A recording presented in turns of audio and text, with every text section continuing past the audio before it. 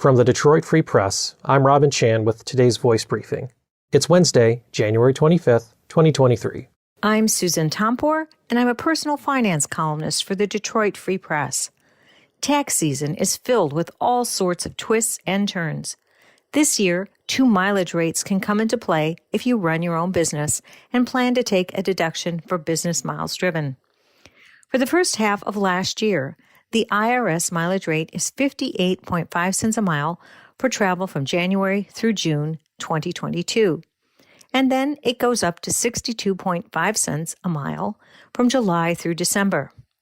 The IRS made the unusual step last year of raising rates again in the middle of the year, thanks to all the price hikes at the pump.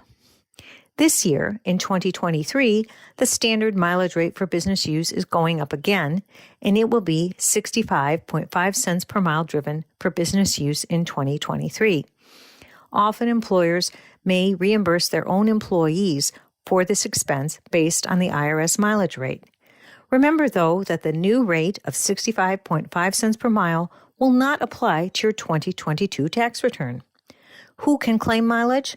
Well, it's no longer an option as a miscellaneous deduction for unreimbursed business expenses. But it can be claimed by someone filing a Schedule C, say someone running his or her own business. When gas had been $5 a gallon for a while in 2022, all these deductions will add up. Every penny counts. Reporting for the Detroit Free Press, I'm Miriam Marini. Yet another Michigan city is considering adding additional surveillance measures. Canton officials will host a town hall to discuss the benefits of automatic license plate readers in February. License plate readers, also known as LPRs, are essentially cameras that constantly take photos of passing vehicles. They record license plate numbers, the date and time, and the make and model of the vehicle. Police say this technology helps investigators close cases and catch suspects. But critics say this added surveillance poses a threat to civilians by making it easier to track their every move. LPRs are already being used in Michigan cities like Warren, Southfield, Dearborn, and many more. Canton police say they won't go forward with the plan without the public's full support. The plan so far is to launch a measured pilot approach and install cameras at the intersection of Michigan Ave and Beck Road. Residents are encouraged to attend the town hall to voice their concerns and learn more about LPRs. For more information about how LPRs work and the potential privacy threats, visit threep.com. Michiganders can express their love for a city, team, phrase, or nearly anything under the sun with their license plate, but not all desired tags ever get seen in traffic. The Michigan Secretary of State office denied 21,652 custom plates in 2022, compared to 118 requests in the first 6 months of 2021, according to a public records request. Rejected plates included demonic, diarrhea, and hot damn.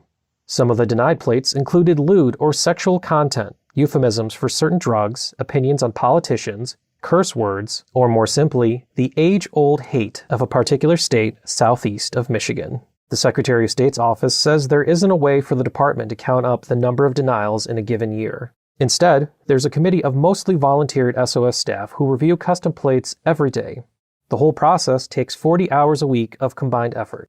According to the Michigan Vehicle Code, the department will deny any plate that has a configuration of either letters, numbers, or letters and numbers that carries a connotation deemed to be profane or obscene. For more on this story, including additional examples of rejected plates, you can head to freep.com or press the hyperlink in the description. I'm Andrew Hammond for the Free Press Sports Department. The Detroit Pistons' hopes for reaching the playoffs seems to be slipping away, essentially by the day.